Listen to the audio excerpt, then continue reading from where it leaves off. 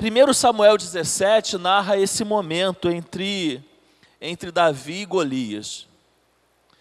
Você conhece a história de Davi? Acredito que sim.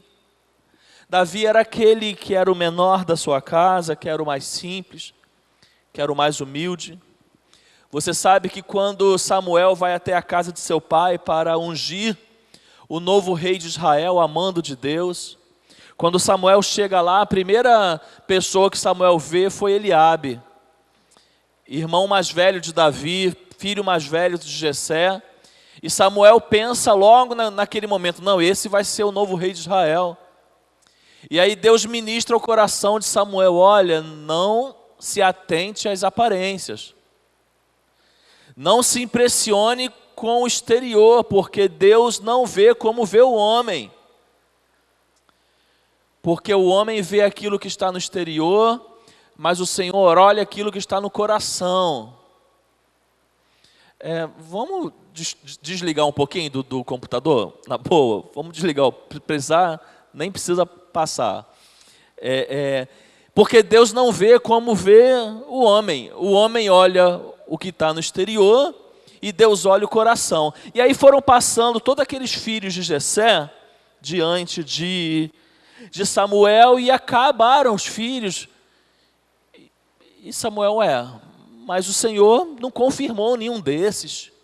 Você não tem mais nenhum filho?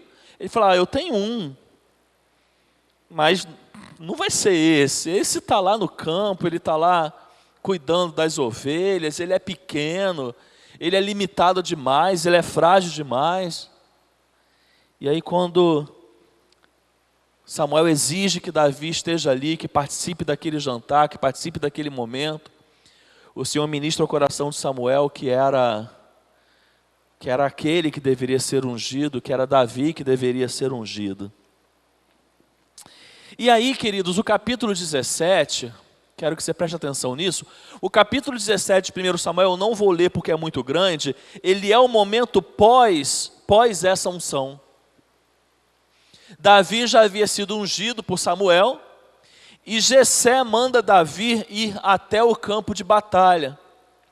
E o que estava acontecendo em Israel naquele momento? Que Jessé envia Davi. Era aquele momento que os filisteus estavam acampados em um lado, em uma montanha, aí tinha um vale, e do outro lado do vale estava acampado o exército de Israel. E eles estavam ali dias e dias, um olhando para o outro, mas sem iniciarem um confronto. Só que pode abaixar um pouquinho, só que nesse olhar um para o outro, o que acontecia ali todos os dias? Golias, transformando, para a nossa linguagem de hoje, com 2,95 metros de altura, numa época em que a batalha se resolvia corpo a corpo, porque se hoje tem um Golias com 2,95 metros, é fácil vencê-lo. Com os armamentos, com os equipamentos que temos hoje, não importa se tem um exército com um homem de 3 metros de altura. Hoje talvez não faria diferença. Hoje talvez Golias não assustaria, mas naquele momento assustava e assustava muito. Porque era uma época que a batalha era resolvida como, irmãos? Corpo a corpo. Corpo a corpo. E se você é pequeno e fraco, o outro é grande e forte, quem tem mais chance de vencer? O grande e forte. E aí visualize na sua mente, de um lado os filisteus, do outro lado o povo de Israel. Todo dia Golias aparecia ali e afrontava o exército de Israel, pedindo alguém para lutar com ele, e propondo um acordo. Vocês escolhem alguém para lutar comigo, nós lutamos, e aquele que vencer passa a dominar um ao outro.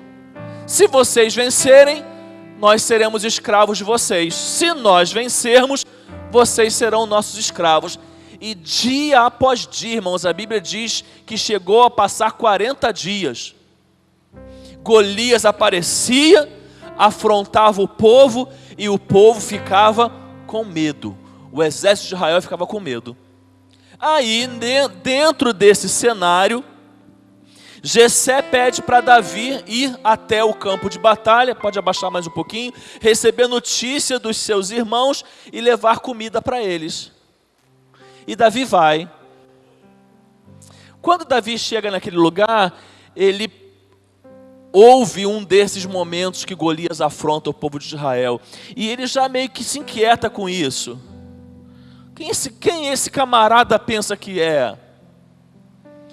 Para nos afrontar, para afrontar o povo de Deus. Quem ele pensa que é? E aí Davi começa a se inteirar, o que está acontecendo? E as pessoas começam a falar com medo, esse é Golias. Ele é o gigante do exército filisteu, e ele está aí há dias e dias afrontando a gente, e está todo mundo aqui com medo. Porque até agora não teve um soldado do exército de Israel que se prontifique a lutar com esse gigante. Porque todo mundo já sabe que se for lutar vai perder. E se perder não vai comprometer só a sua vida, vai comprometer a vida de todos nós, porque todos nós seremos postos como escravo dos filisteus. Davi, queridos, vai dizendo o texto que ele vai até Saul, que ele se apresenta como voluntário para poder enfrentar aquele gigante. Davi nunca havia feito parte de um exército. Davi nunca tinha enfrentado nenhuma batalha. Davi nunca tinha travado nenhuma luta. Mas ele chega para Saul e se apresenta como alguém para enfrentar aquele homem. Vai dizendo o texto que Saul põe a armadura dele em Davi. Davi não consegue andar com aquela armadura. E ele fala, eu não vou com nada disso. Aí ele vai num riacho, parece doideira, irmãos, o que eu estou contando, né? E Davi vai no riacho, ele pega lá 5 pedrinhas, ele conhecia bem disso, ele escolhe as melhores pedras que poderiam servir na sua funda. Ele fala, eu vou de peito aberto, porque eu não domino espada, eu não domino armadura, mas se tem uma coisa que eu domino é essa funda aqui. Olha, eu já acertei coisas que você não imagina com isso aqui. Acertar um gigante desse vai ser mole. Ele pega a sua funda, ele pega 5 pedras e ele vai enfrentar Golias. E ele vai com autoridade, ele vai com ousadia, ele vai com coragem. E enquanto Golias o amaldiçoava, ele falava, eu venho contra você em nome do Senhor dos Exércitos. E ele atira uma daquelas pedras, ele acerta aquele gigante cai. E ele vai até o gigante, ele pega a espada do próprio gigante, ele corta a cabeça daquele gigante. E todo aquele exército de Israel, vendo isso acontecer, eles se entusiasmam, se encorajam, vão atrás do povo filisteu e matam aquele exército todo. E ali acontece uma grande vitória. Olha, eu quero falar com você nessa noite as marcas do homem que vence. As marcas do homem que vence.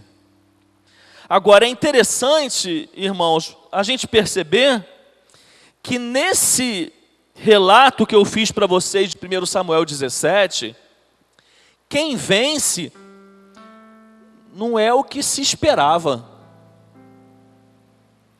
Quem vence não é aquele que tinha a maior altura e o maior porte físico. Quem vence é o menor. Nesse relato que eu falei para vocês de 1 Samuel, quem vence não é aquele que as pessoas colocam a expectativa. Eu imagino se tivesse ali uma aposta, né? Se tivesse rolando ali um bolão. Vamos fazer um bolão aqui, quem casa aqui em Davi e quem casa aqui em Golias. E quase ninguém, irmãos, ou talvez ninguém, iria colocar a mão no fogo por Davi. Quase ninguém iria colocar suas fichas em Davi. Mas quem venceu foi esse, e não o outro. E não o outro. A gente poderia pensar aqui as marcas daquele que perde e analisar Golias, mas eu quero analisar com você as marcas do homem que vence. Olha, e a título de introdução, eu quero compartilhar 3 coisas com você, a título de introdução. A primeira, irmãos, é que esse texto ele traz uma analogia para a nossa vida. Na verdade, ele traz algumas analogias, mas a primeira analogia que esse texto traz para a gente, irmãos, é que as batalhas fazem parte da nossa vida diária. A gente não vai a campo com uma arma ou com uma espada na mão guerrear com alguém, mas isso não quer dizer que a gente não tenha batalhas, que a gente não tenha lutas. Hoje, por exemplo, eu estava compartilhando com a liderança da igreja uma batalha que eu vou viver esse ano, como homem, como ser humano. Uma pretensão acadêmica de um curso que eu quero buscar e aquilo vai me exigir sacrifício, aquilo vai me exigir abrir mão. Isso é uma batalha. Nós temos, irmãos, nós já enfrentamos muitas, nós temos muitas batalhas. A batalha, a luta da criação de um filho, ou criar filho é fácil?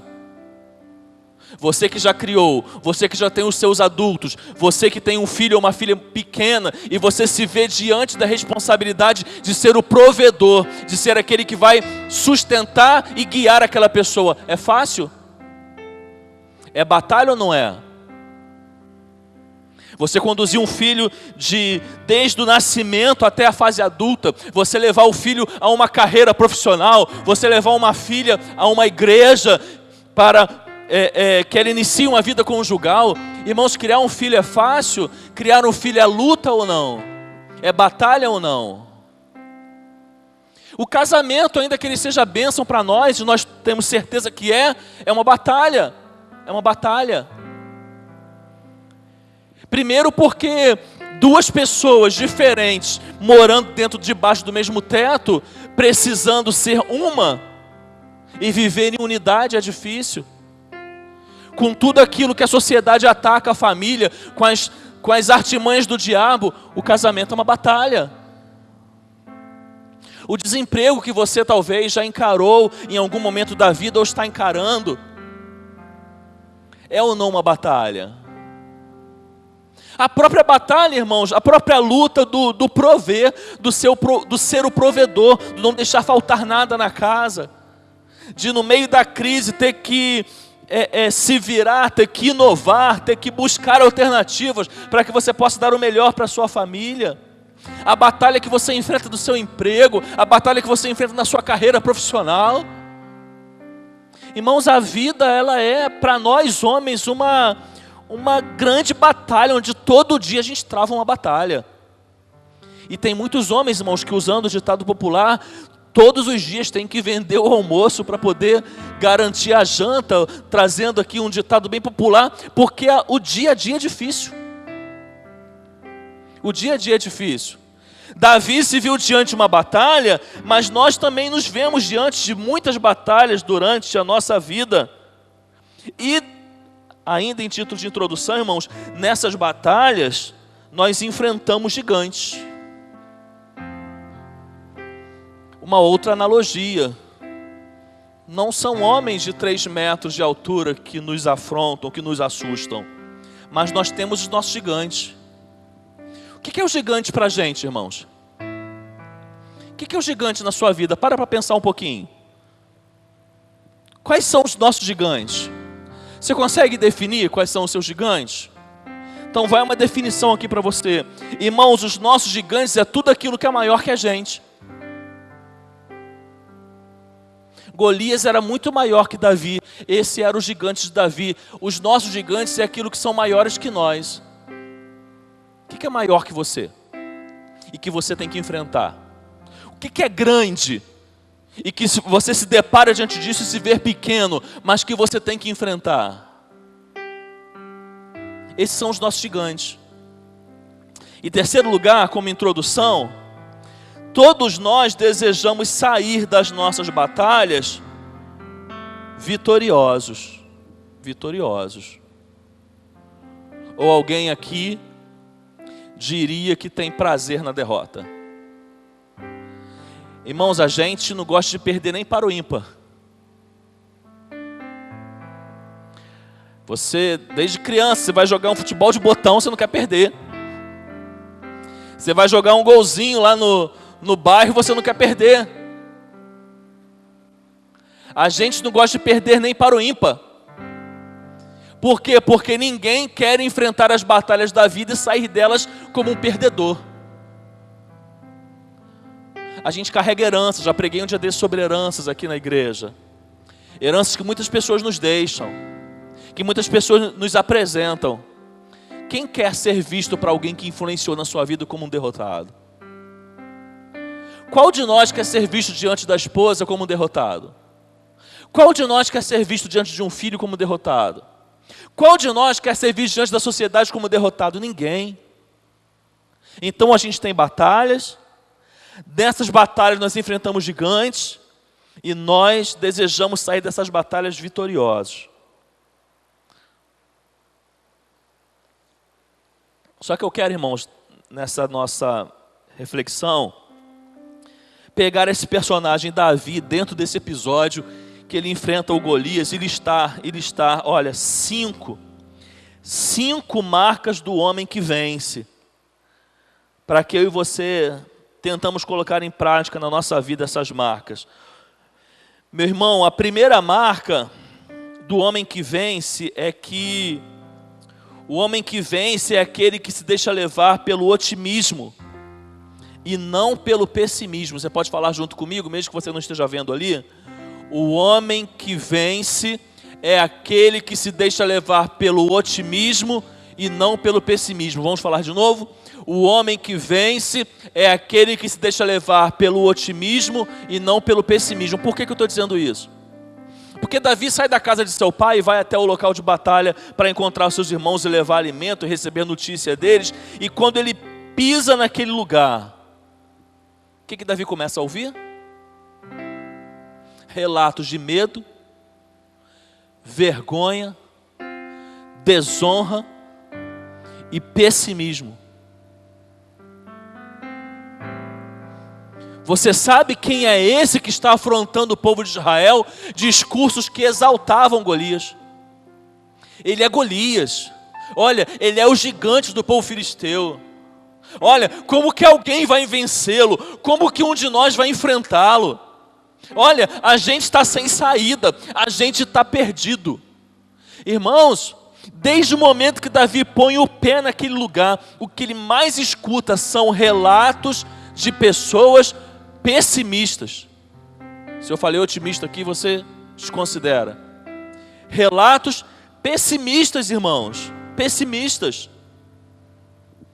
Isso lembra, por exemplo, aquele episódio que Moisés envia 12 espias para espiar a terra de Jericó, a terra de Canaã, e quando eles retornam dos 12, 10 dão relatório negativo e só 2 dão relatórios positivos. Acontece a mesma coisa aqui, irmãos. Davi põe o pé naquele lugar e ele só ouve notícia ruim.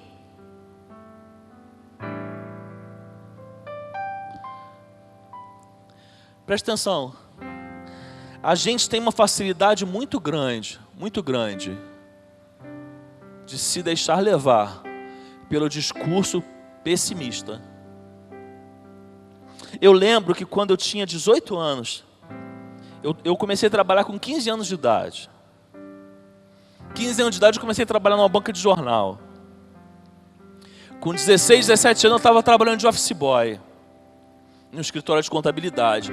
E eu lembro que com 18 anos eu comecei a trabalhar nas lojas americanas. Lá em Nova Iguaçu, no calçadão de Nova Iguaçu. Eu com 18 anos cheguei naquela empresa e eu lembro que eu tive um treinamento. Até hoje eu lembro disso, eu tive um treinamento com a equipe de RH. E nesse treinamento a equipe de RH estava apresentando para mim e para aqueles novos funcionários a dinâmica do bola cheia e do bola murcha. Algo muito comum. Hoje eu não sei, mas naquela época era muito comum ter esse momento com recursos humanos ali e ser falado sobre isso. E o que se falava ali naquele momento? Que você chega na empresa e você buscou aquele emprego, e você estava desempregado, ou então era o seu primeiro emprego, e você está todo motivado para começar uma carreira profissional, aquela é a oportunidade que você esperava, e você chega na empresa como? Você chega com uma bola cheia. E se precisa, e você não chega atrasado, porque você está muito entusiasmado com aquele emprego, você chega logo lá no primeiro horário, você tem que estar 7 horas da manhã, você está 7 horas da manhã, você tem que estar 6 horas, você está 6 horas. E vai dando horário de trabalho, se o teu chefe, seu supervisor chega para você, pede para você ficar até mais tarde, você fica até mais tarde. E você não tem tempo ocioso, o tempo que você está parado, você quer produzir, você quer fazer alguma coisa, você é o bola cheia. Só que você começa a olhar ao seu lado e vê que nem todas as bolas estão cheias. E essas outras bolas são todos os funcionários que trabalham naquela equipe. Você vai ver que tem uma bola que ela está mais ou menos, que ela não está nem murcha nem cheia, mas ela não está mais cheia.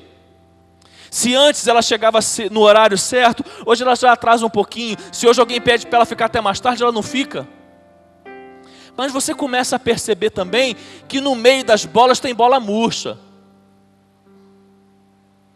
A bola murcha é aquele que está totalmente desmotivado em relação à empresa. E ele vai chegar para você enquanto está vendo você produzindo e falar: olha só, para de fazer isso. Você vai comprometer a gente. As pessoas vão ver que você está trabalhando muito, a gente está trabalhando pouco. Tira o pé do acelerador. Fica um pouco mais à toa. E se passa o teu chefe e pede para você ficar até mais tarde, o bola murcha vai chegar perto de você e fala: você está louco?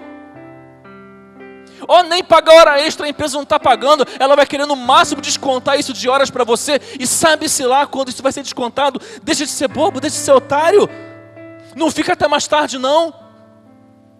E a bola murcha, tudo aquilo que ela começa a ver você fazer de bom, ela começa a minar o que você está fazendo, ela começa a jogar terra em cima do que você está fazendo. Irmãos, assim é o pessimista. Assim é o pessimista. E olha, homem, os pessimistas estão nos nossos locais de trabalho.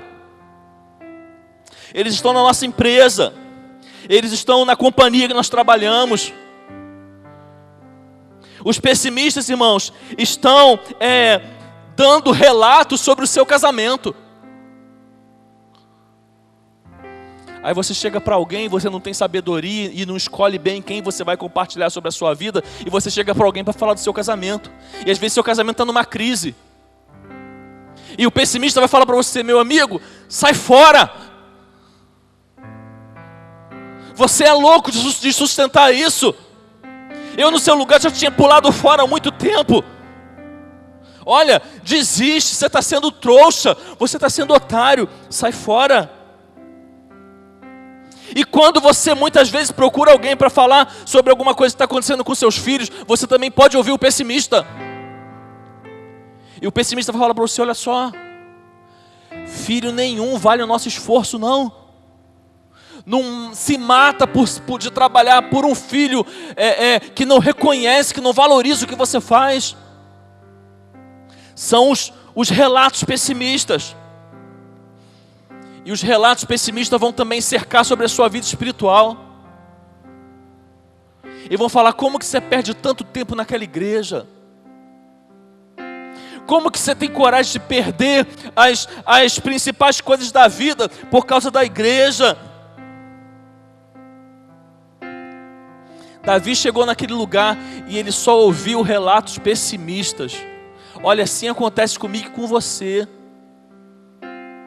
Mas o homem que vence é o homem que não se deixa levar pelos recados pessimistas. Ele se deixa levar pelo otimismo. Pode abaixar, tá, irmão? Presta atenção numa coisa que eu vou te dizer.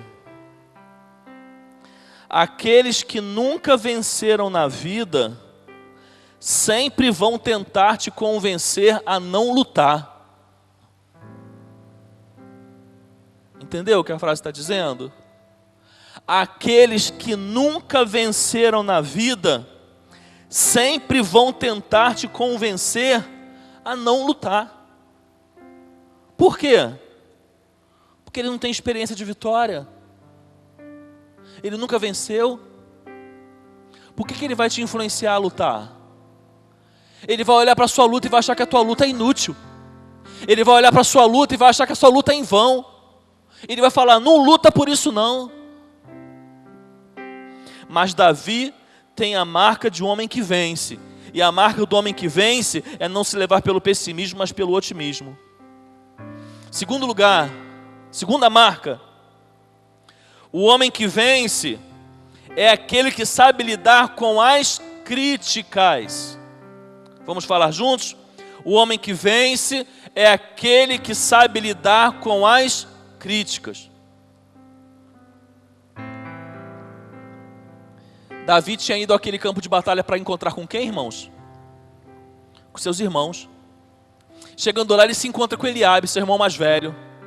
Quando Eliabe vê Davi, sabe o que Eliabe faz? O que você está fazendo aqui? Seu inútil pastor de ovelhas, por que você não ficou lá com as suas ovelhas? O que você veio fazer aqui? Você está aqui porque você está mal intencionado. Não é o foco, mas pensa um pouquinho aqui comigo. O que tinha acontecido dias antes com Davi? O que tinha acontecido dias antes com Davi, irmãos? Samuel tinha ido à casa do seu pai e tinha acontecido o que com Davi? Samuel tinha derramado o azeite sobre a cabeça de Davi e ungido ele como futuro rei de Israel. Se Davi tivesse mal intencionado, qual seria a atitude dele quando seu pai mandou ele até o acampamento levar comida para os seus irmãos? Qual seria a atitude dele? Davi vai em humildade. E ele chega lá e recebe a crítica do seu irmão. Seu irmão aponta o dedo para ele. Pergunta o que ele está fazendo ali. Julga a intenção dele. E ele recebe pesadas críticas.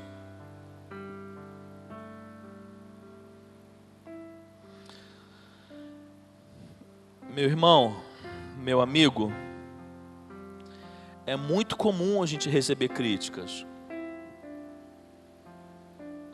E elas vêm de todos os lados. E eu quero falar nesse momento com você sobre dois fundamentos da crítica. Dois fundamentos.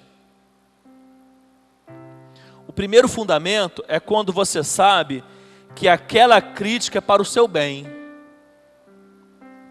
Tem crítica que é para o nosso bem. Sim ou não? Quem nos faz essas críticas? Aquele amigo de valor. Qual é o amigo de valor, irmãos?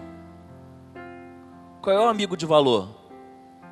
O amigo de valor é aquele que nos diz aquilo que nós precisamos ouvir e não aquilo que nós queremos ouvir. Tem muito amigo para dar tapinha nas costas e dizer o que a gente precisa ouvir. Mas o amigo de valor não é o que dá tapinha nas costas e diz o que a gente quer ouvir. O amigo de valor é o que diz o que a gente precisa ouvir. Você precisa ter amigos que te digam o que você precisa ouvir e não o que você quer ouvir. E não pense na ótica errada que esse não é o seu amigo, porque é esse que é o seu amigo.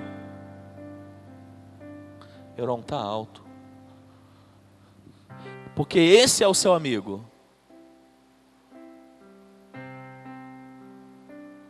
O amigo de valor é o que diz o que você precisa ouvir e não o que você quer ouvir. Olha, ainda que a palavra seja pesada, meu amigo, você se comportou como um moleque. Olha, a tua esposa não merece as ignorâncias que eu vejo você fazendo com ela. Olha, você é um grosso. Você precisa mudar, senão você vai acabar sozinho. Olha, você não tem tido tempo para sua família. Você tem gasto tempo com tantas coisas, mas eu tenho visto que não tem sobrado tempo para sua família. Reveja o seu comportamento. Esse é o amigo de valor. Olha, que papelão seu, hein? Que papelão. Eu esperava isso de qualquer pessoa, mas eu não esperava isso de você. Você, papelão que você fez. Esse é o amigo de valor. Essas são as críticas que visam o nosso bem. Qual é a outra crítica que visa o nosso bem, irmãos? É aquela que você sabe muito bem como acontece. É quando a esposa busca aquele melhor jeito para chamar a gente. Você entendeu o que eu quis dizer agora? Aquele momento que tá todo mundo tranquilo dentro do carro e ela vai, amor, aquela situação, lembra que você fez isso? Às vezes já aconteceu, tem 3 dias, a mulher ficou calada. Ela esperou a hora certa, chegou, você lembra que você fez isso? Você lembra como você fez? Você lembra o que você falou? Você lembra como você se comportou? Olha, eu acho que aquilo não ficou bom para você. Ou então quando a gente está lá na hora de dormir, e ela vai e com sabedoria ela traz a palavra que a gente precisa refletir. Mas preste atenção, tem homem que não sabe lidar com a crítica, e até mesmo a de valor ele não recebe. É quando o amigo chega bem intencionado, ele pensa que o amigo é inimigo, e ele pensa que o amigo quer o pior. É quando a esposa vem bem intencionada e ele não aceita, e ele rebate, e ele contraria, e ele argumenta, porque ele não sabe receber a crítica. Mas ao contrário dessa, tem a crítica também que não visa o nosso bem, visa a nossa destruição, e a gente também lida com ela. A crítica que Davi recebe não é a que visava o bem, é a que visava a destruição dele, e a gente também lida com essa. Você pode estar lidando com uma crítica que visa a sua destruição no seu ambiente de trabalho, e a pessoa está te criticando, às vezes é um chefe. Eu já tive uma experiência profissional que eu fui perseguido por um superior, e não visava o meu bem, as críticas dele, visava a minha destruição. E às vezes a gente pode lidar com isso. Alguém está criticando a gente porque quer destruir a gente. A crítica que Davi recebe é a que visa a destruição e não o seu bem. Mas a gente precisa saber se comportar em relação às duas. Em relação às duas. Aquela que é de valor a gente precisa ouvir e refletir. E aquela que visa a nossa destruição, irmãos, o que a gente tem que fazer? Você sabe? Fugir. Davi está ali ouvindo seu irmão, enchendo a sua cabeça. O que ele faz? Dá as costas. Não adianta ficar rebatendo, não. Olha, não adianta ficar absorvendo aqui não, que você vai colocar a cabeça no travesseiro e você não consegue dormir. E vou dizer uma coisa aqui, a gente pode fingir e dizer para as pessoas que a gente não se importa com o que elas dizem, mas a gente se importa sim. E quando a gente põe a cabeça no travesseiro, a gente não consegue dormir. A gente às vezes não fez nada, mas tem alguém angustiando a gente, falando da gente, e aquilo adoece a gente. Saber que tem gente falando da gente, ainda que seja injustamente, ainda que você não tenha feito nada, angustia a gente, adoece a gente. É por isso que a gente precisa fugir. Olha, tem alguém da sua família te criticando? Tem alguém falando em relação ao seu comportamento com a sua esposa, ao seu caráter? Tem alguém julgando a criação que você tem em relação aos seus filhos? Tem alguém julgando o seu comportamento? Meu irmão, foge. Pode ser sogra, pai, mãe, avô, avó, tio, cunhado, não importa. Tem alguém criticando o que você faz e você sabe que está fazendo aquilo, mesmo com as suas imperfeições, buscando fazer o que agrada a Deus. Foge dessas críticas. Foge. Agora, tem crítica que visa o seu bem, tem crítica que visa o melhor para você. Ouça e reflita. Terceira marca do homem que vence. Olha só que interessante, o homem que vence é aquele que se especializa no que faz, mantém a sua identidade e não tenta ser aquilo que não é. Como é muito grande, eu falo e vocês falam após mim, por favor. O homem que vence é aquele que se especializa no que faz, Mantém a sua identidade e não tenta ser aquilo que não é. Davi vai até Saul e fala para ele: eu quero enfrentar esse gigante. O que Saul faz? Está vendo essa armadura aqui bonita? Veste ela. Irmãos, Davi nunca tinha lutado. Não quer dizer que ele não era valente, ele já tinha matado urso, animais, mas ele nunca tinha lutado. E naquele momento Saul oferece para ele a armadura. E ele experimenta aquela armadura e a Bíblia diz que ele não consegue dar um passo, ele não consegue andar. Agora me responda uma coisa: aquela armadura trazia status? Aquela armadura trazia uma boa aparência? Trazia. Era uma armadura de guerra, era a armadura do rei, mas não era a identidade dele. Não era a identidade dele. Muitas vezes a gente, como homem, não vence porque a gente tenta ser aquilo que a gente não é. A gente tenta ser aquilo que a gente não é. A gente muitas vezes põe armaduras que não são nossas. A gente muitas vezes veste máscaras e roupas que não são nossas. Então o homem que tenta ser aquilo que não é um homem que não vai vencer. O que Davi faz? Conforme eu relatei, ele deixa aquela armadura de lado, ele vai no riacho. Por que ele vai no riacho, irmãos? Porque a definição é simples para Davi: olha, eu não sei pegar numa espada. Se eu tiver que lutar com alguém com uma espada, eu vou me arrasar. Eu nunca vesti uma armadura, mas tem uma coisa que eu entendo. Se tem uma coisa que eu entendo e sou bom nisso, é a funda. E eu imagino, porque o texto dá margem para a gente imaginar, Davi falando: olha, quando eu estava lá protegendo meus animais do campo, eu já matei, eu já feri muitos bichos selvagens com a minha funda. Ou enquanto eu estava lá esperando as ovelhas, eu treinava com a minha funda e eu acertava objetos pequenos de longe. Nisso eu sou bom. Essa é a minha especialidade. Isso eu sei fazer. Eu vou enfrentar Golias desse jeito, porque é isso que eu sou. É nisso que eu me garanto. O que isso traz de lição para a gente, irmãos? Que a gente precisa buscar ser bom naquilo que a gente sabe fazer.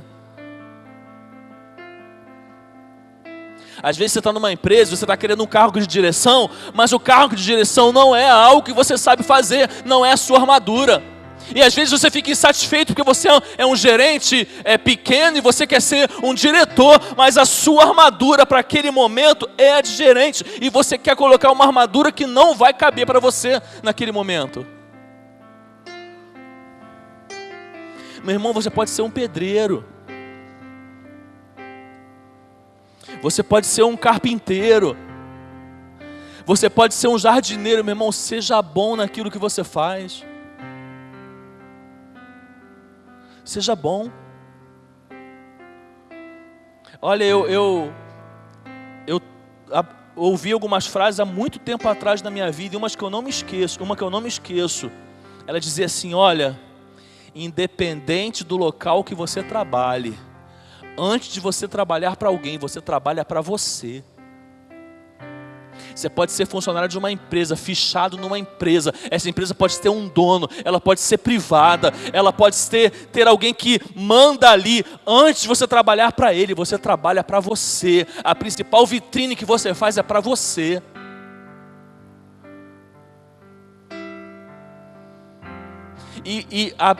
Aprenda uma coisa: naquilo que você faz, tem gente te vendo que você nem imagina que está te vendo. Tem gente observando o que você faz, da forma que você faz, sem você nem imaginar que está sendo observado. Então seja bom naquilo que você faz, se aperfeiçoa naquilo que você faz. Se você pode buscar uma formação para melhorar aquilo que você faz, busca a formação. Se você pode fazer um curso, faça um curso. Se você pode procurar alguém que sabe fazer melhor que você para que ele te passe ensinamentos, procure esse alguém, receba ensinamentos, aprenda com esse alguém, mas seja bom naquilo que você faz.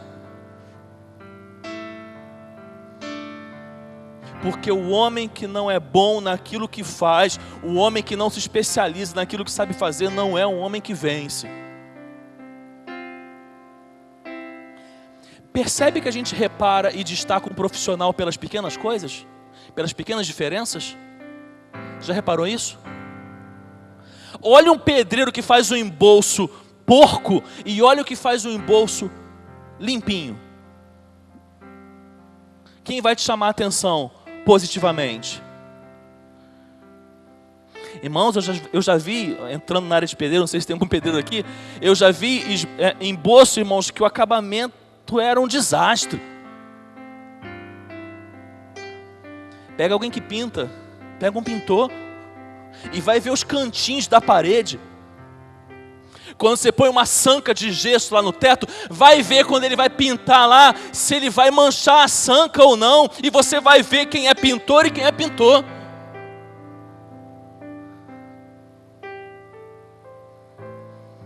Vai no médico. Você precisa de um clínico geral, vai em 10 e me diz se você não vai encontrar diferença entre os 10.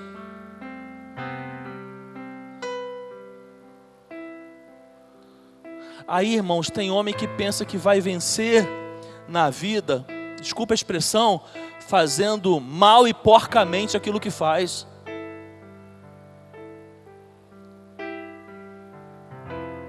Davi, talvez naquele momento ele soubesse fazer poucas coisas na vida, ele era um menino. Ele ainda ia aprender muita coisa, mas ali ele era um menino, e um menino sabe fazer poucas coisas, mas ele era bom naquilo que ele fazia. Irmãos, o mercado hoje é competitivo. O mercado hoje é competitivo. Você precisa de um advogado que mais tem advogado. Você precisa de um contador que mais tenha contador. Você precisa de um profissional que mais tenha profissional naquela área. Você precisa ser bom naquilo que você faz. Você precisa fazer aquilo com excelência. Você precisa fazer aquilo com honestidade. Você precisa mostrar o seu bom caráter naquilo que você faz. A quarta marca do homem que vence. O homem que vence é o homem que teme a Deus e reconhece que tudo vem dele.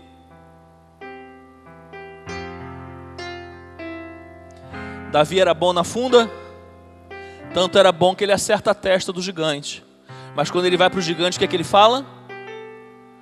Você vem contra mim, com espadas e com lanças, mas eu vou contra você, em nome do Senhor dos exércitos, o Deus de Israel. É Ele que vai me dar a vitória. Olha, seja bom no que você faz. Se especialize naquilo que você faz, mas sempre atribua a honra e a glória daquilo que você é a Deus. A Deus. Por que tem homem que não vence? Porque ele pensa que ele é o que é pela força do braço dele. Ele é tão imaturo que ele pensa que o pouco de dinheiro que Deus já permitiu que ele ganhasse nessa vida é o suficiente para ele querer se gabar e querer se achar grandes coisas e querer se esconder atrás do seu dinheiro e querer se esconder atrás da sua conta corrente. Meu irmão, não se esconda atrás de conta corrente. Não se esconda atrás de dinheiro. Olha, não se esconda atrás da sua inteligência. Não se esconda atrás das suas habilidades. Não se esconda atrás da sua competência. Atribua tudo que você é a Deus. A Deus. Esse é o motivo porque muitos homens cristãos não são dizimistas. Porque não tem o princípio que tudo que ele tem e que ele é pertence a Deus. O homem que entende esse princípio de verdade, é impossível ele não ser fiel a Deus em todas as áreas da sua vida. Olha, eu sou bom nisso daqui, mas só por causa de Deus. Porque se Deus fechar a porta, eu posso ser muito bom, eu não arrumo nenhum emprego mais. Eu já passei experiência disso, já contei em outros momentos aqui nesse altar.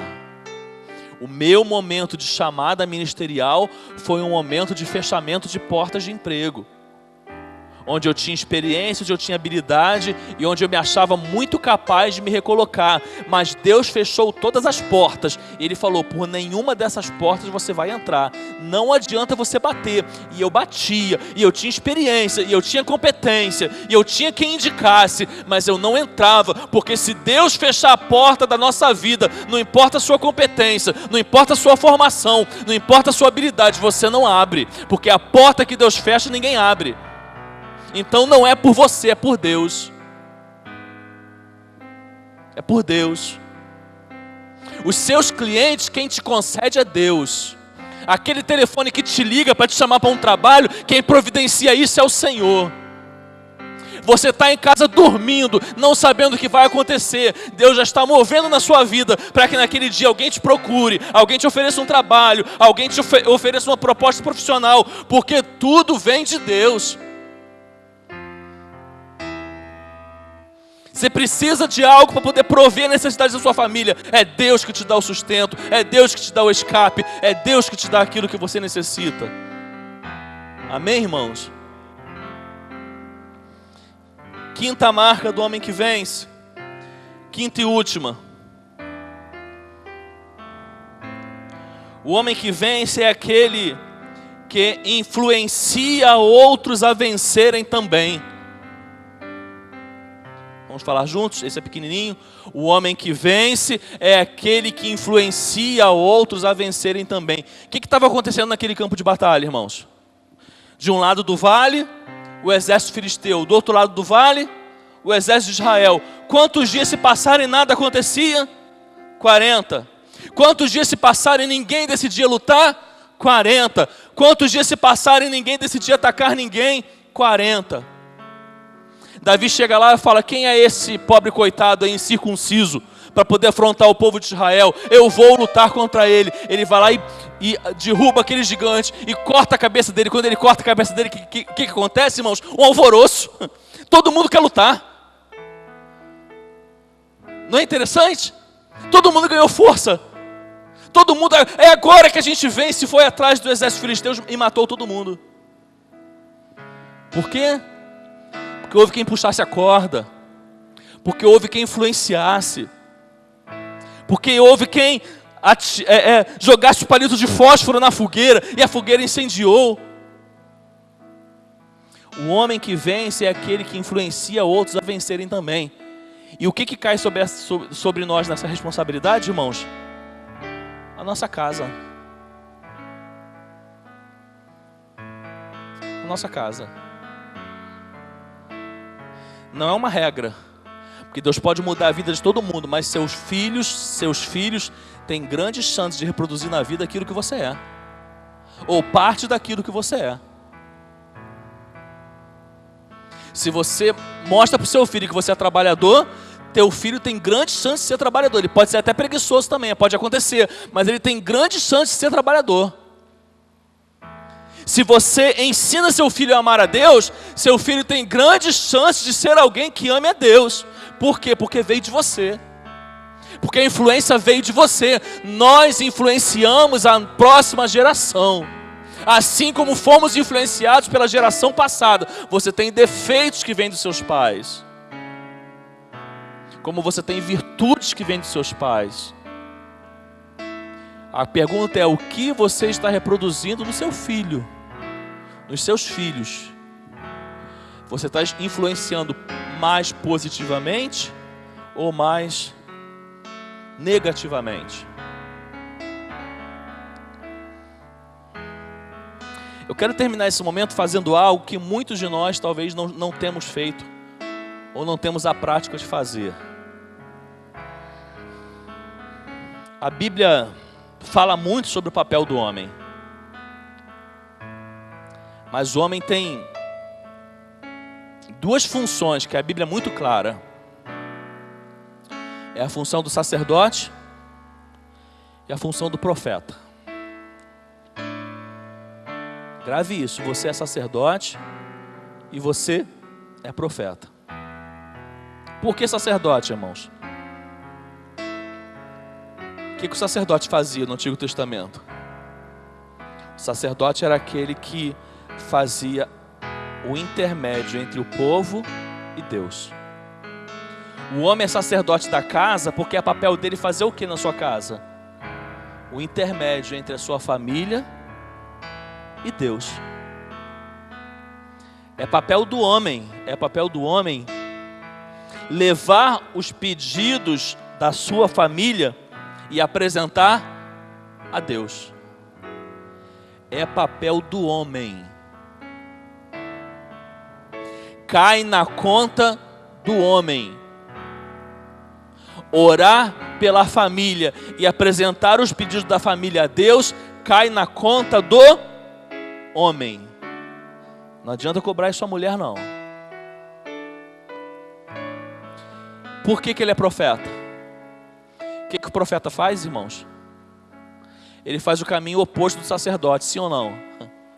O sacerdote leva o pedido do povo a Deus. O que o profeta faz? Leva o recado de Deus ao povo. Por que o homem é sacerdote e profeta da casa? Porque ele apresenta os pedidos da sua casa a Deus e ele traz da parte de Deus a vontade de Deus para a sua casa. Olha só que interessante. Olha só a nossa responsabilidade. Dizer para a nossa casa o que Deus quer dela e levar para Deus o que a nossa casa precisa. Meu irmão, sem culpa. Há quanto tempo você não faz isso?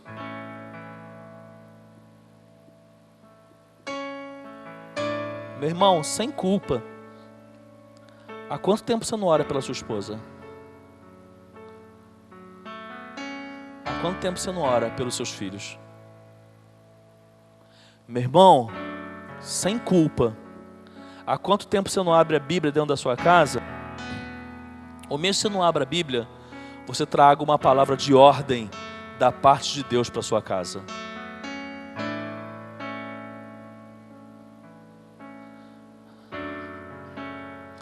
Eu quero terminar esse momento te chamando para vir aqui, sair do seu lugar, se colocar de joelho aqui, para que a gente possa fazer isso aqui, agora. Sai do seu lugar, vem para cá, escolhe o lugar que você quer, se ajoelha aqui e começa a orar pela sua casa. Não pode deixar. E começa a orar pela sua casa.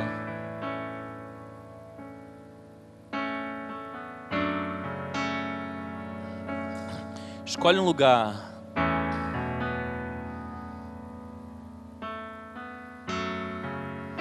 Escolhe um lugar, se ajoelha.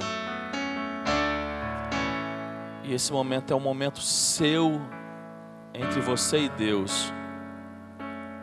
Faça o papel do sacerdote nesse momento.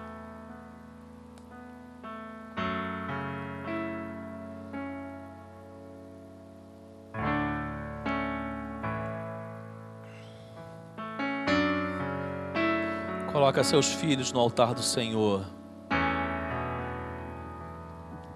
Coloca o seu lar no altar do Senhor.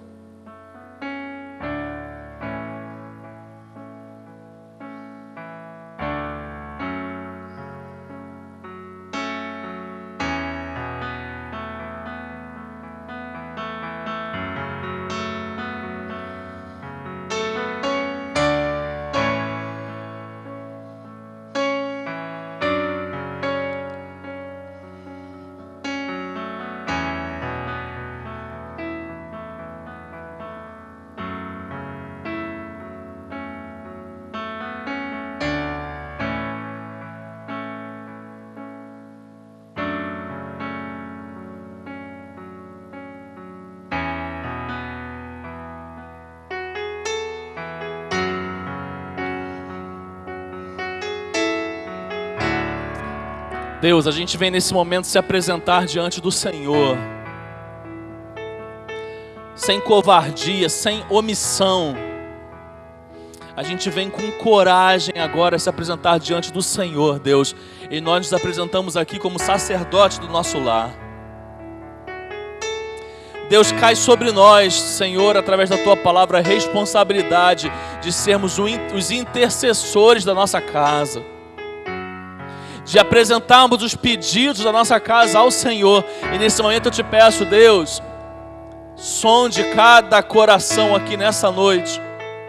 O Senhor sabe o que acontece, o que se passa dentro de cada lar, quais são as necessidades, quais são as aflições, quais são as preocupações, quais são as tempestades, Deus. Eu coloco cada família aqui diante do Senhor. E eu te peço, Senhor, dê autoridade, dê sabedoria, dê discernimento a cada um dos teus servos, para que como chefes de família, chefes da sua casa, eles possam governar bem a sua casa, Pai.